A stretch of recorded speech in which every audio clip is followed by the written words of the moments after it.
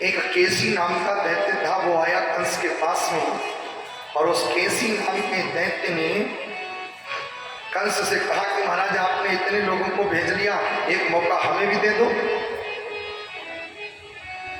कंस ने कहा भेजने में कुछ नहीं जाता, लेकिन आज तक किसी ने उस कृष्ण के मारने के लिए जो भी दैत्य गया आज तक कोई लौट के नहीं आया। किसी ने आज तक ये नहीं बताया कि कृष्ण छोटा है कि मोटा है कि गोरा है कि काला है। कोई किसी प्रकार की लाकर के खबर ही नहीं देता, जो जाता है वो लौट के ही नहीं आता। महाराज मुझे मौका दीजिए। और उसी समय उस केसी नाम को दैत्य को भी भेजा गया, घोड़े का रूप बना करके गया। भगवान ने उसका भी काम तमाम कर दिया, उसका भी उद्धार कर दिया। और इधर कंस मन में विचार करता है, वो भी नहीं लौट के आया, तो चलो अब नारद जी के द्वारा बताई हुई कला ही काम करेगी तो उसी को करें। लेकिन उन दोनों को बुलाने के लिए हम भेजें किसको? कौन ऐसा विश्वास का पात्र है जिसके साथ में नंद बाबा अपने दोनों उन बालकों को भेजेंगे?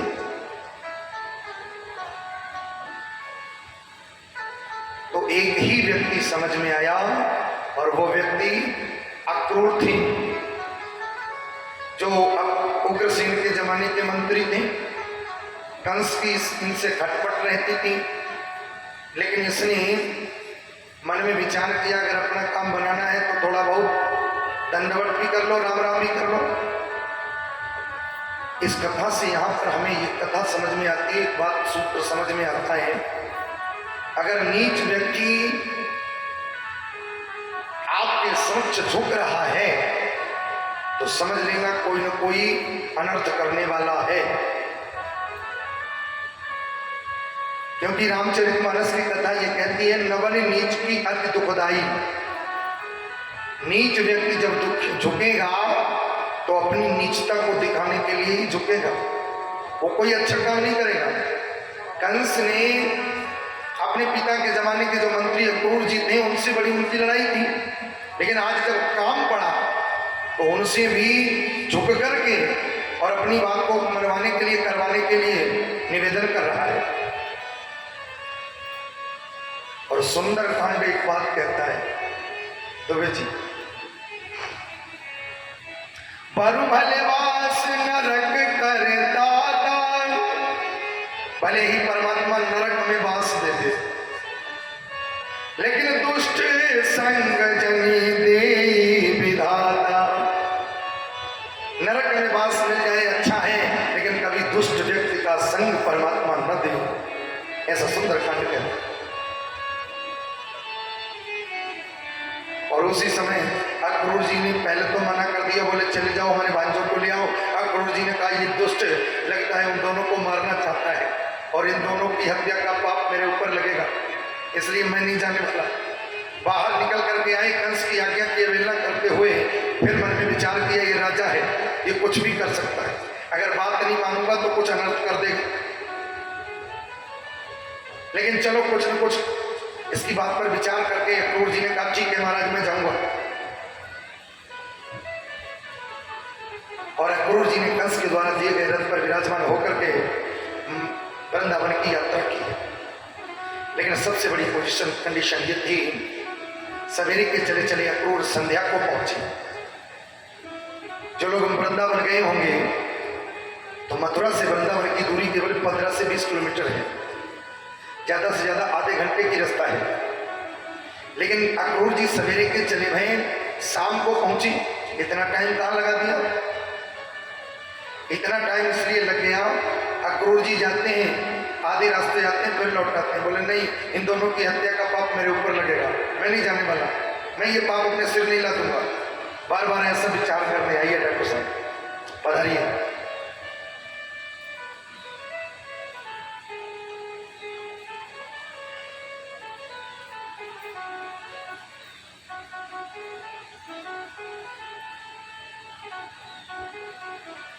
मथुरा से चले शाम को पहुंचे, बार बार जाते हैं, बार बार लौट के आते हैं, बार बार जाते हैं, बार बार लौट के आते हैं।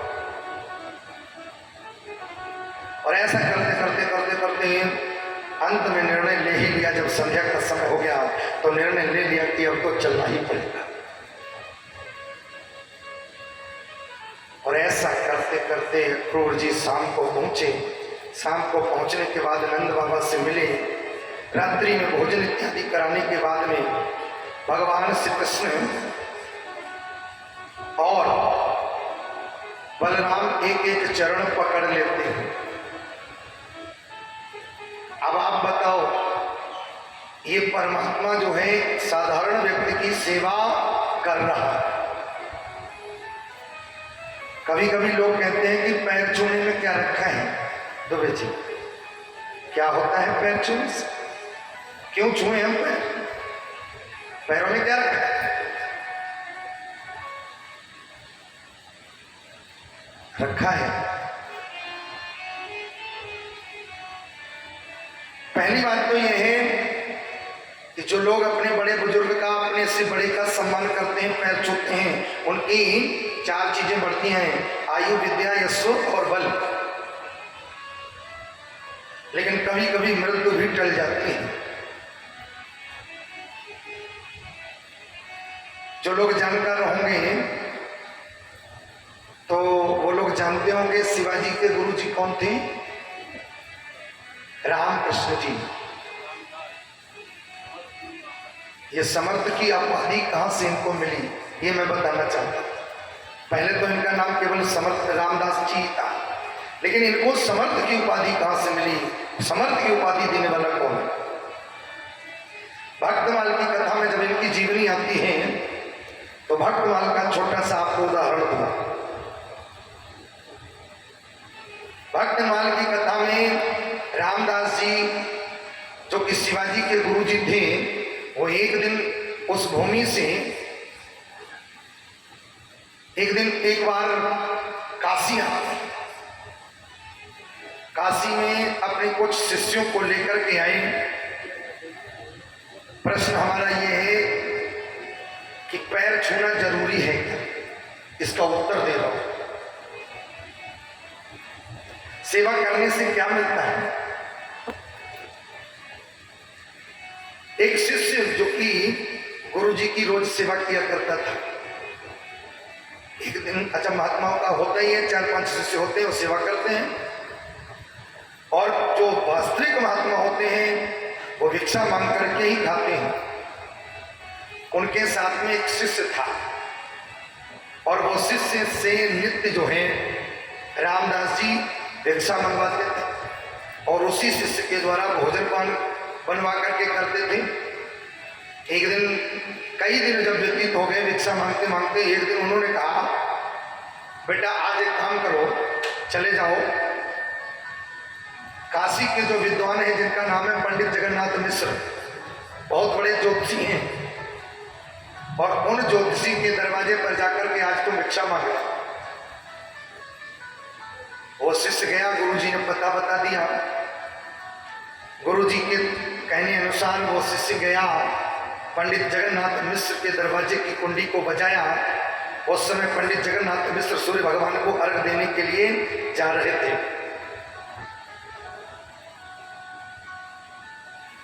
इस बालक ने बजाई कुंडी, अर्घ देने के उपरांत जो है वो कुंडी को खोल करके जैसे ही सबसे पहले नजर कहां पड़ी? मस्तक पर। और ज्योतिषों को तो एकदम जो है देखते ही सब कुछ पढ़ने लग जाते। इतना सुंदर उनका गणित था, जैसे ही मस्तक की रेखाओं पर उनकी दृष्टि गई और जैसे ही गई वैसे ही उन्होंने पढ़ा और उस बालक से कहा, अभी से ठीक 4 घंटे बाद तुम्हारी मृत्यु हो जाएगी, तुम मर जाओगे।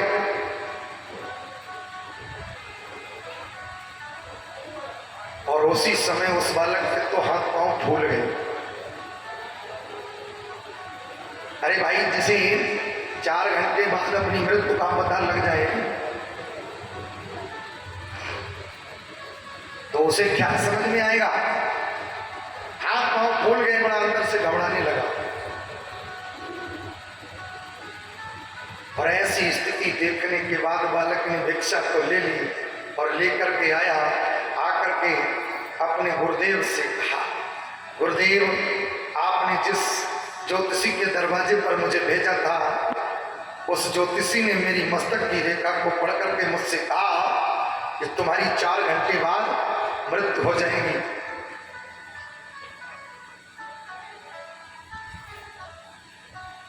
अब गुरुजी ने जैसे ही सुना तो पहले तो हंसे। अच्छा, बोले हाँ। चेले ने कहा महाराज इतने 4 घंटे में तो हम अपने घर भी नहीं पहुंच पाएंगे। गुरुजी ने कहा घर जाकर भी क्या करोगे, वहां नहीं मरोगे क्या? मरना तो वहां भी पड़ेगा। तो गुरुजी करें क्या? गुरुजी ने कहा कि मरना है तो खा पी के मरो, भूखे क्यों मरोगे? क्यों दुबे जी? जब मरना ही है और मौत निश्चित है तो फिर भूखे काहे को मरोगे? खा पी के मरो। अच्छा, जिसकी मृत्यु 4 घंटे बाद हो, जिसे पता लग जाए, उसे खाना बनाना और खिलाना समझ में आएगा? लेकिन गुरु जी की आज्ञा करनी पड़ेगी पालन। तो जैसे ही कहा, जबरदस्ती चेले से कहा बनाओ भोजन। बेचारे ने हाथ कपाते हुए गुरु जी की आज्ञा का पालन किया, भोजन बनाया, टिक्कल बना करके तैयार करके और गुरुदेव को भोजन कराया। भोग लगाने के बाद में गुरु जी ने कहा अब तुम भी खाओ। बोले गुरु जी हमारी तो गर्दन के नीचे नहीं उतरेगा, मेरे कंठ में नहीं उतरेगा ये। और जबरदस्ती उस चेले को भी खूब भोजन कराया। तृप्त कराने के बाद में अब गुरु जी ने कहा तो इतने में बज गए कितने? 3:30। और मरना कितने बजे है? 4 बजे। गुरु जी ने कहा कि अब एक काम करो बेटा। क्या करें? बोले आओ अब सेवा करो, पैर दबाओ। और वो चेला जो था अपने गुरु जी के पैर दबाने लगा। बज गया कितना? 4 जैसे ही बजा दुबे जी, मौत आकर के दरवाजे पर खड़ी हो गई, इंतजार करने लगी। 4:30 बज गया। मौत ने कहा कब ये हटे गुरु की सेवा से और कब हम इसको उठा के ले जाएं। 5 बज गए, 5:30 बज गए, 6 बज गए, 6:30 बज गए, 7 बज गए और मृत्यु देवता ने हाथ जोड़े। जिसका गुरु इतना समर्थ है उसे कौन ले जा सकता है? डाल दी मृत्यु। और मृत्यु डालने के बाद अगले दिन मुनि गुरुदेव ने कहा अब जाओ फिर उन ज्योतिषी के दरवाजे से भिक्षा मांग करके लाओ।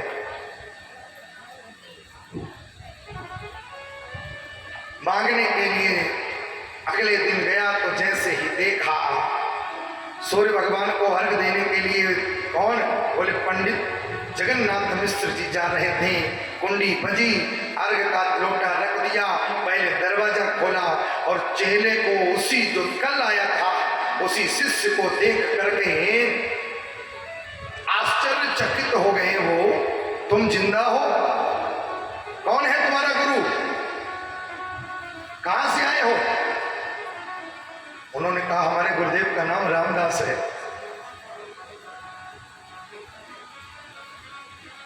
रामदास? हाँ, इतना सामर्थ्यवान।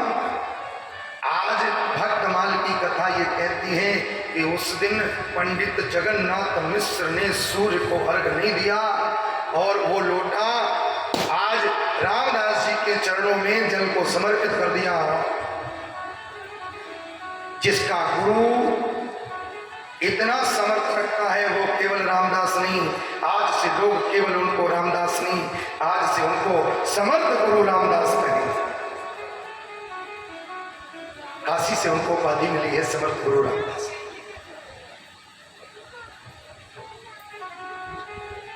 पैर छूने का वैसे तो कोई फल है नहीं, लेकिन पैर छूने का भी एक तरीका है। जब हम गुरु जी के चरणों को छुएं, अच्छा ये बात हर कोई बताता नहीं है, क्योंकि जितनी भी ऊर्जा जब तक की होती है वो नाखूनों में होती है। परियों को छूते रहो, पैरों को छूते रहो, कोई दिक्कत नहीं। लेकिन वास्तविक फल आपको नाखूनों को छूने से, क्योंकि रामचरितमानस कहती है श्री गुरु पद नख मणि गण ज्योति,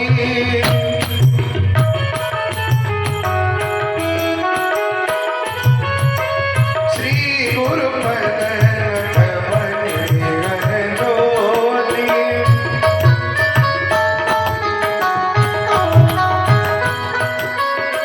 सुमिरन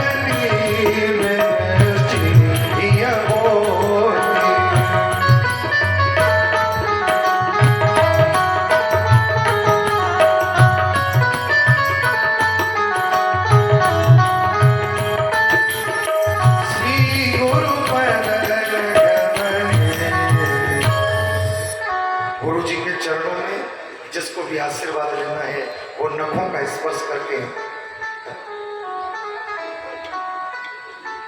आज समर्थ गुरु रामदास ने मृत्यु को टाल दिया। ऐसे ऐसे महात्मा हमारे इस भारत भूमि में हुए। भगवान श्री कृष्ण ने अपने चाचा क्रूर के पैरों को दबाना प्रारंभ कर दिया। ये सब बार बार भगवान राम हो चाहे भगवान श्री कृष्ण हो। अच्छा एक बात और बता दें,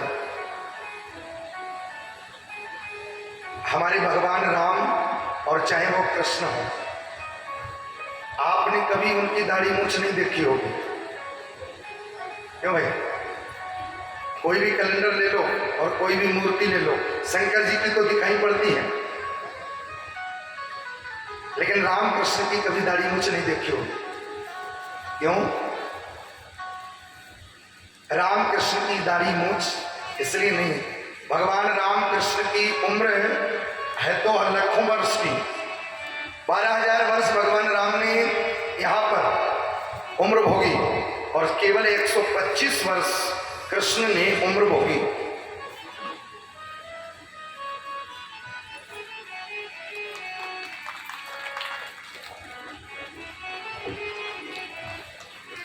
ये लोग मानते ही नहीं है, हर जगह जाते हैं तो बस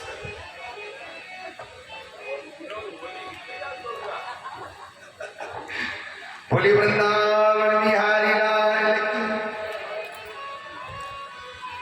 कोई दुग्धाभिषेक करे, कोई जलाभिषेक करे, ये पुष्पाभिषेक करते हैं।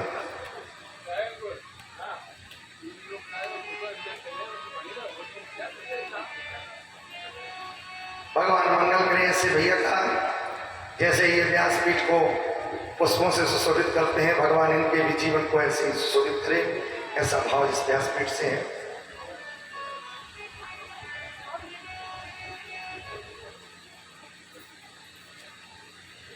भगवान चाहे उम्र कितनी भी हो जाए, लेकिन दिखेंगे केवल 16 वर्ष के ही।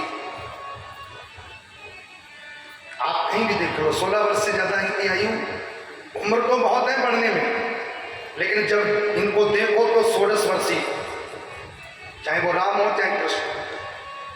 किसी ने कहा कि इनकी उम्र ठहर जाती है क्या? कैसे ठहर जाती है? क्या उम्र भी ठहर जाती है? बोले कैसे ठहर जाती है? बोले ठीक वैसे ही ठहर जाती है जैसे हम लोगों का कद ठहर जाता है। हमारे भगवान राम हमेशा जब दिखेंगे तो 16 वर्ष के ही दिखेंगे। अच्छा एक बात और उससे भी ज्यादा बड़ी विचित्र है। उससे बड़ी बात क्या विचित्र है? आपने सब देवता बैठे हुए देखे होंगे, लेकिन 2 देवता ऐसे हैं जो कहीं भी बैठे हुए नहीं आपने देखे होंगे। भगवान कृष्ण को हमेशा खड़े हुए बंसी बजाते हुए दिखेंगे और राम हमेशा खड़े ही मिलेंगे। क्यों भाई, बच्चे हुए किसी ने देखा है? लड्डू गोपाल की बात नहीं कर, तो गोपाल जी ही हैं। मंदिरों में आप दर्शन करने के लिए जाओ तो जहां भी कृष्ण की छवि, बाके बिहारी भी खड़े हुए, जहां भी जाओ वहां खड़े ही हुए मिलेंगे। और चाहे राम को आप देखें, अर्थात इन सब खड़े होने का मतलब केवल इतना है कि भगवान अपने भक्तों के लिए हमेशा निरंतर खड़े ही रहते हैं।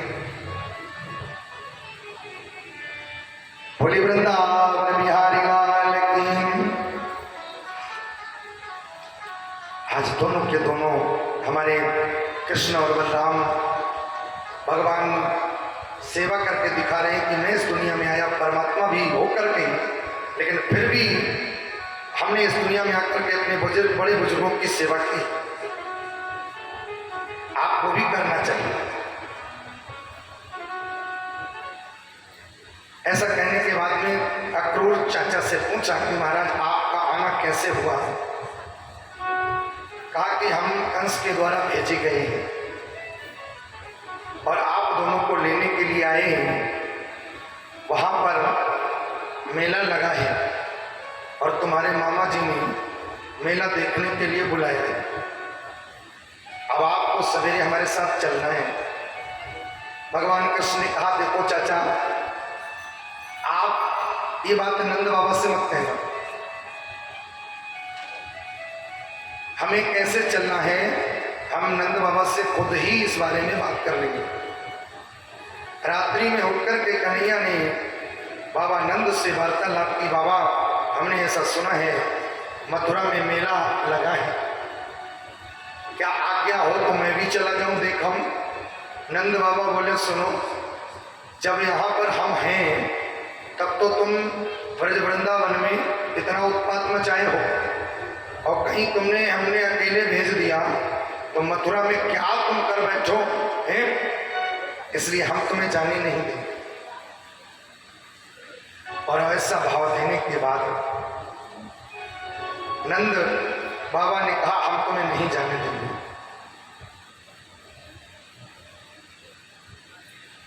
कृष्ण ने कहा कि हम कब कहते हैं कि तुम हमें अकेला जाने दो? हम तो ये कहते हैं कि आप भी हमारे साथ चलो। नंद बाबा ने कहा कि अगर ऐसी बात है तो फिर ठीक है, हम भी तुम्हारे साथ मेला देखने के लिए, दिखाने के लिए चलेंगे।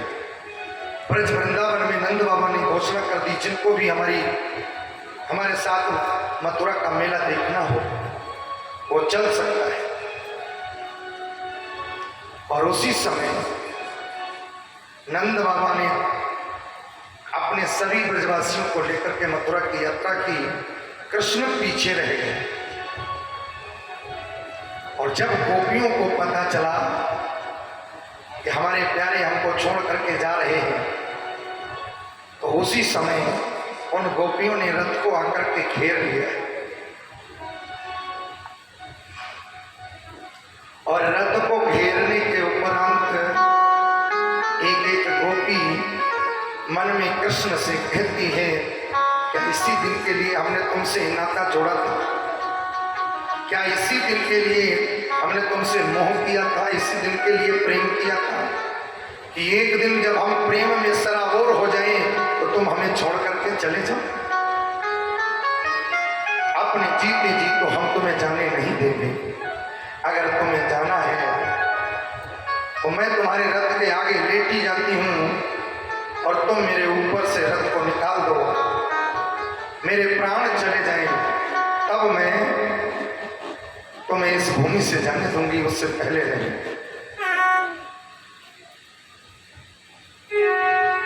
और उन गोपियों ने जब रथ के आगे लेटना प्रारंभ कर दिया तो गोपियों के उस प्रेम को देख करके कृष्ण ने उन्हें बहुत समझाने का प्रयास किया।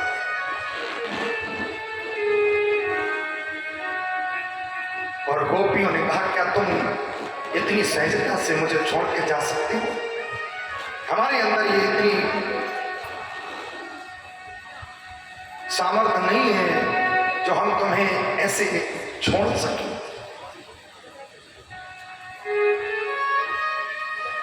जो मैं ऐसा जानती प्रीति करे दुख होए नगर ढिढोरा पीटती। सबको मैं पहले ही बता देती कोई किसी से प्रेम मत करना। नगर ढिढोरा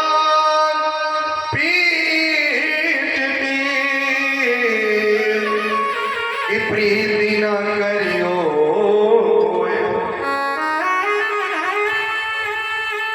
कोई काम करने के बाद में उस चीज का अनुभव होता है कि ऐसा करना चाहिए कि नहीं करना चाहिए।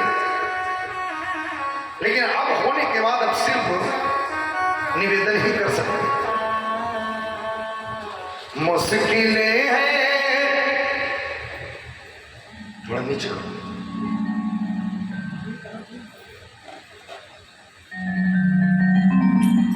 तीनों भी दबाई ले भैया। मुश्किलें हैं सहने करना, ये दर्द जुदाई का।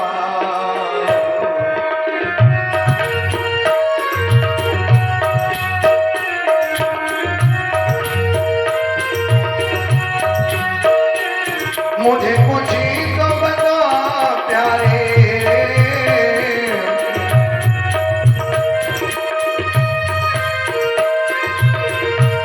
मुझे कुछ ही तो बता प्यारे, कारण रुसवाई का। मुझे कुछ ही तो बता प्यारे, कारण रुसवाई का।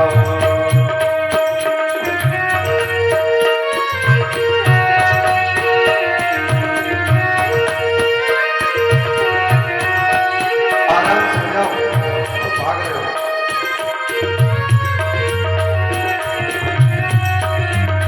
कारण रुसवाई का।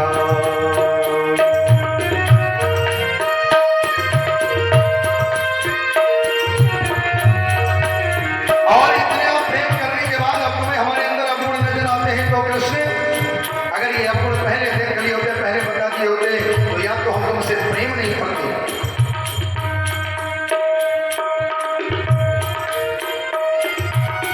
या पहले जो अपूर्ण देख रहे थे तो तुम ही हमसे प्रेम नहीं करते। अगर हमारे अंदर आज अपूर्ण देख रहे हो तो ये चीज नहीं है।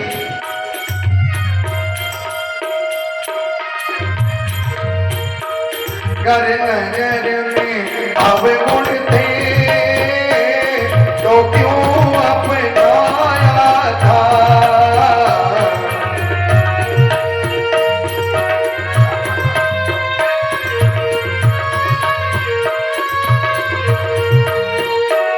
कर नजर में अब गुण थे तो क्यों अपनाया था।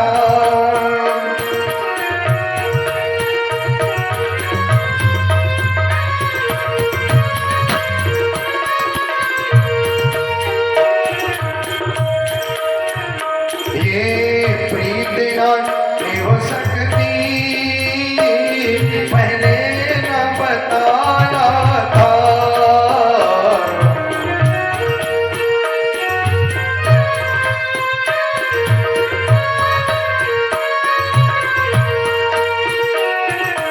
सब पूछ लेते परीक्षा न लेते।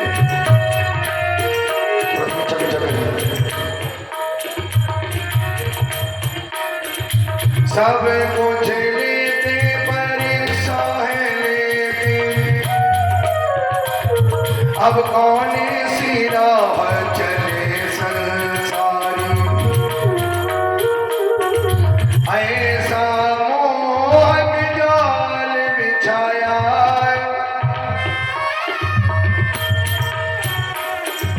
थके करे रहे गए बुद्धि बेचारे। सोच समझ करी सौदा करियो,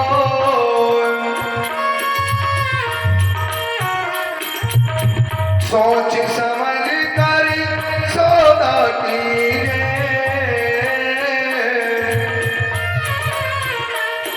ये नंद को लाला बड़ा व्यापारी,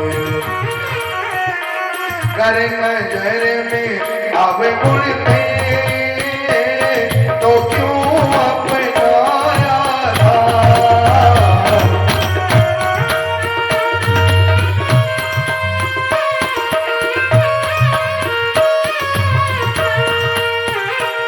ये प्रीत नहीं हो सकती,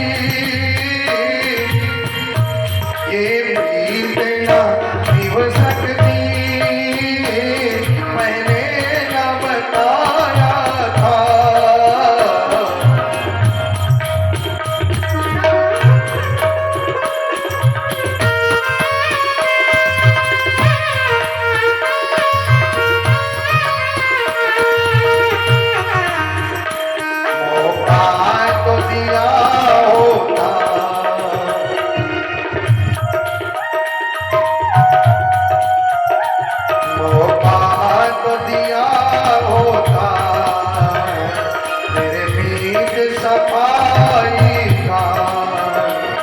मुझे कुछ तो बता प्यारे, कारण रुसवाई का।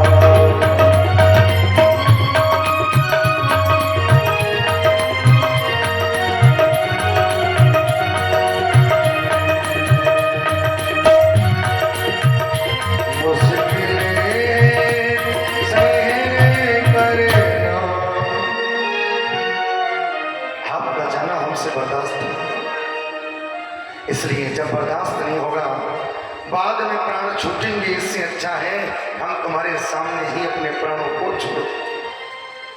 हम जीवित हैं तब तक जाने नहीं देंगे।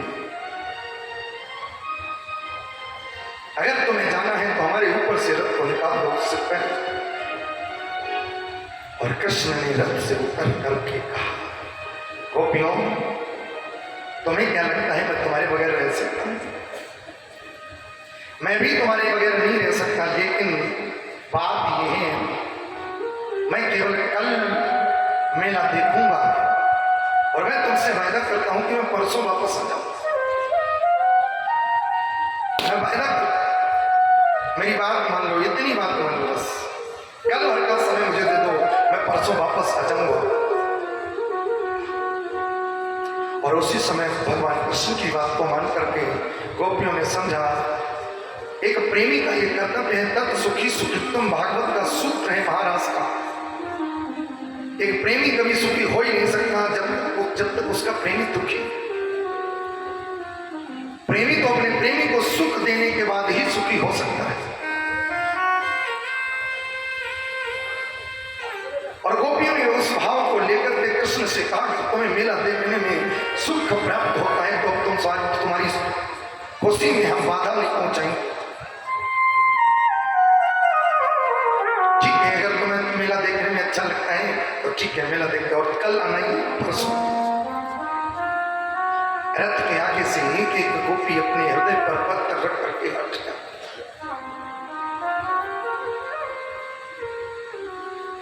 धैर्य कर लिया, चलो कोई बात नहीं, कल की बात है, परसों आ जाएंगे। और उसी समय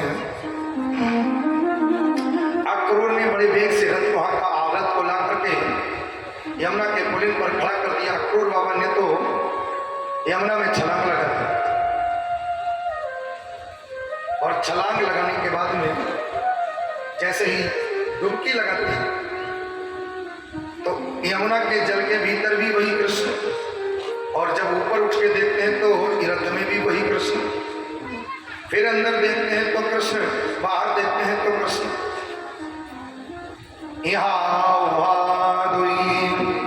बालक देखा मति भ्रम मोर ज्ञान से।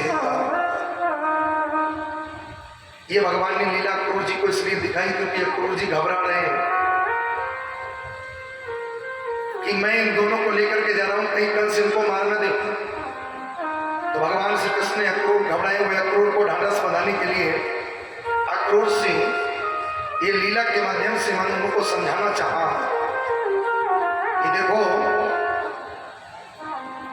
आप लेकर के बड़ी सरलता से चलिए, मेरा कंस कुछ नहीं बिगाड़ सकता, आप घबराओ नहीं। और अक्रूर को उस समय भगवान कृष्ण ने लीला के माध्यम से अक्रूर को शांत किया। अक्रूर ने बड़े भाव से रथ को हाका मथुरा में लेकर के आए। कुछ समय बच गया था। भगवान कृष्ण के बाद सखाओं ने कहा भैया जहां रुके हैं अभी समय है, चलो एक काम करते हैं, तो चलो कहीं घूम आते हैं। एक बोला भैया कन्हैया एक बड़ी गलती कर दी तुमने। क्या गलती कर दी? गलती ये कर दी, जब कोई लड़का अपनी ननिहाल जाता है तो अच्छे अच्छे कपड़े पहन के जाता है। तो कन्हैया अगर पहले बता देते तो हम भी अच्छे कपड़े बनवा लेते, पहन के आते। भगवान कृष्ण ने कहा कि क्या कपड़े चाहिए? बोले हाँ भैया, कपड़े मिल जाते तो आनंद आ जाता। और उसी समय सामने से रजक माने जो धोबी कपड़े धोने का काम करता है वो आ रहा था सामने से।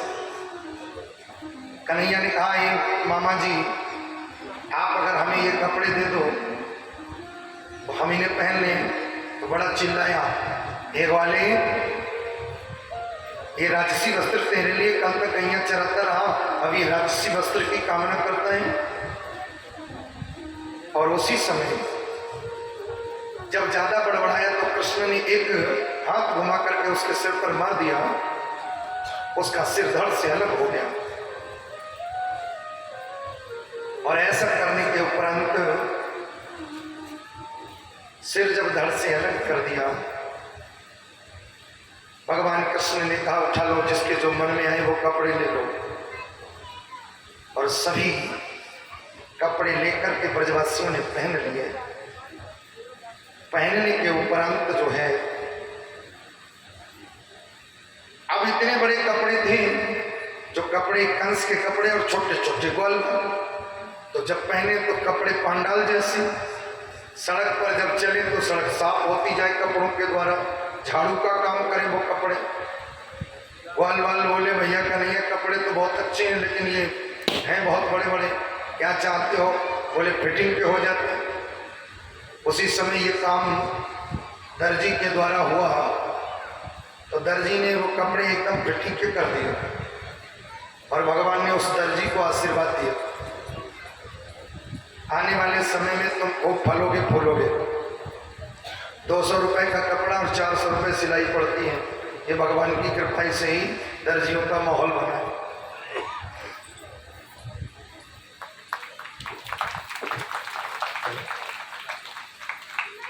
हमारे भैया राजेश जी बड़े भाव से व्यासपीठ को सुशोभित किए। हमारे भैया दादाजी बैठे हैं, मौधे वाले, मौधे में जिनके ससुराल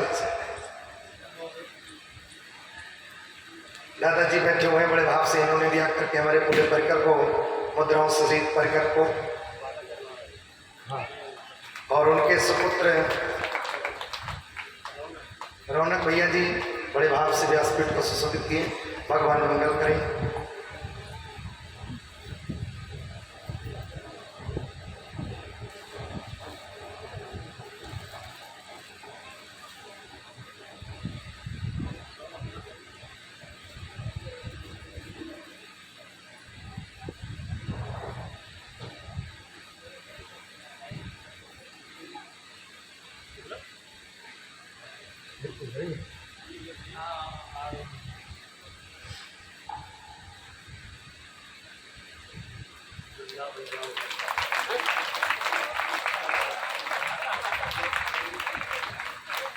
चलो अगर इनका मन है तो फिर पूरा ही कर देते हैं।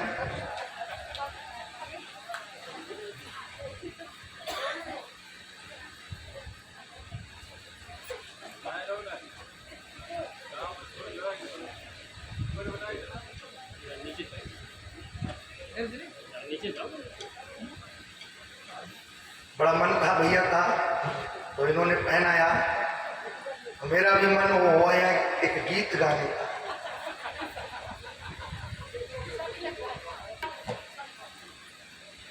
वृंदावन जाऊंगी सखी बरसाने जाऊंगी,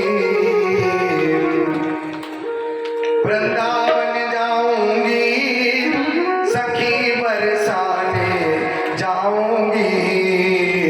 मोरे घर मोहे उठे बिरह के पीर, सखी बरसाने जाऊंगी।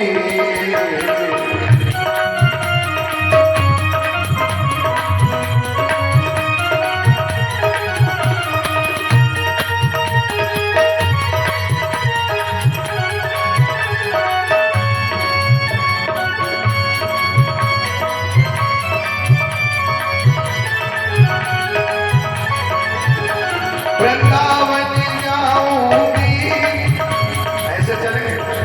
अरे कम से कम नाच के झूम के नहीं तो कम से कम ताली बजा के तो चलो। वृंदावन जाऊंगी सखी बरसाने जाऊंगी, वृंदावन जाऊंगी सखी बरसाने जाऊंगी, वृंदावन जाऊंगी सखी बरसाने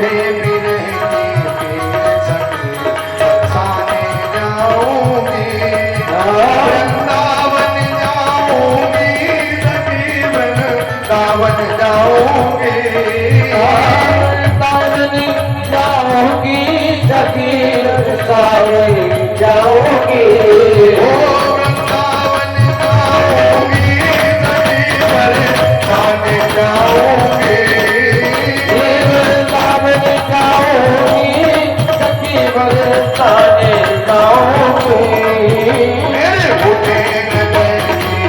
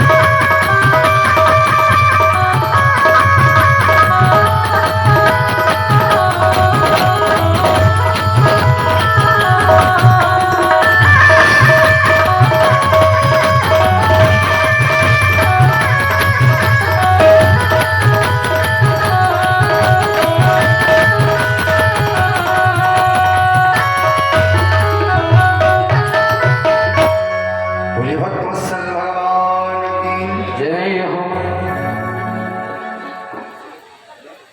हमारे जो भी श्री राधे श्याम जन जागृति के